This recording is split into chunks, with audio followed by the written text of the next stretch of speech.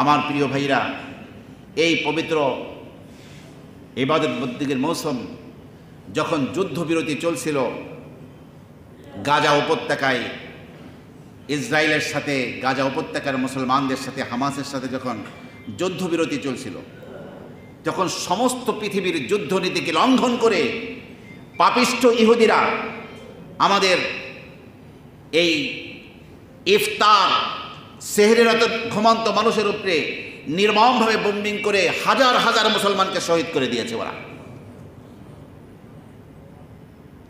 আর আমাদের মুসলিম শাসক গোষ্ঠী নীরবে শুধু তাকিয়ে দেখছে। তাকিয়ে দেখো আফগানিস্তানের দিকে, রাশিয়াকে একটু ভয় পায় নাই ওরা, আমেরিকা এবং নেটো বাহিনীকে ভয় পায় নাই। আল্লাহ পাক স্বাধীন সার্বভৌম ইসলামী রাষ্ট্র করার সুযোগ ওদেরকে দিয়েছে। ওদেরকে দিকে তাকাও, ওদের কোনো বড় যোদ্ধা, ওদের এরকম কোনো বড় অস্ত্র ওদের হাতে ছিল না, এদের পায়ে জুতাও ছিল না। আজকে এতগুলো রাষ্ট্রের মাঝে এই ছোট্ট গাজা উপত্যকার মুসলমানদেরকে এইভাবে বোম্বিং করে শহীদ করে দিচ্ছে, আর সবাই তাকিয়ে তাকিয়ে দেখছে। এটা যে কত বড় অপরাধ মুসলিম রাষ্ট্রগুলোর, এর চেয়ে বড় অপরাধ আর কিছুই হতে পারে না। এরপরেও আমরা ইসরায়েলি পণ্য হরদম আমরা খাচ্ছি, ভোগ করছি।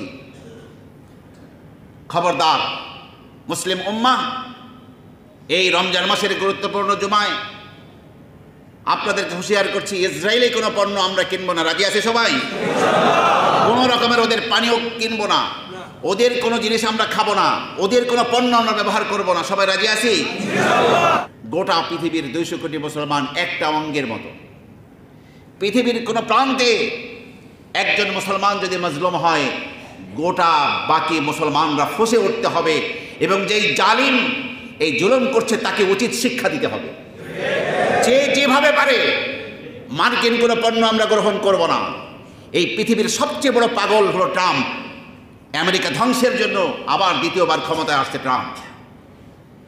এই পাপিষ্ঠ এসে মুসলমানদেরকে বলছে, গাজার মুসলমান তোমরা আফ্রিকায় চলে যাও, মিশরে চলে যাও, তোমরা লেবাননে চলে যাও, সিরিয়ায় চলে যাও, এখানে আমরা আমাদের বিনোদনগরী করব। আমরা বাপের বাড়ির আবদার না।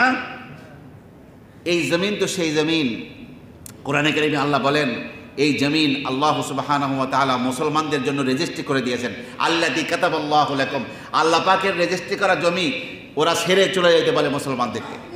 যখন ওরা যাচ্ছে না, বাড়িঘর কিছু নাই, সব বোম্বিং করে শেষ, সেই শরণার্থী শিবিরে ওরা বোম্বিং করতেছে। কত বড় ধৃষ্টতা, কত বড় জুলুম! মুসলমানদের রক্ত এত সহজ হয়ে গেছে না? আর মুসলিম উম্মাহ তারপরেও যদি গোপনে গোপনে ইসরায়েলের সাথে আমেরিকার সাথে সখ্যতা করে, বুঝতে হবে ঈমানের শেষ অংশটাও শেষ হয়ে গেছে, মুনাফিক হয়ে গেছে।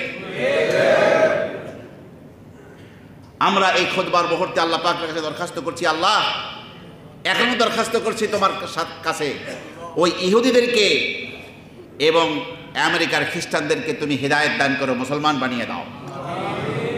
যদি কপালে হেদায়েত না থাকে আর মুসলমানদের বিরুদ্ধে এরকম পবিত্র মাসে বাড়াবাড়ি করতে থাকে, হে আমার রব, তোমার কাছে এতগুলো বড় দরখাস্ত করছি, তুমি কওমে সামুদকে তুমি ধ্বংস করে দিয়েছো, আল্লাহ কওমে আদকে তুমি ধ্বংস করে দিয়েছো, সেইভাবে ওদেরকে সবলে তুমি নিপাত করে দাও, ধ্বংস করে দাও।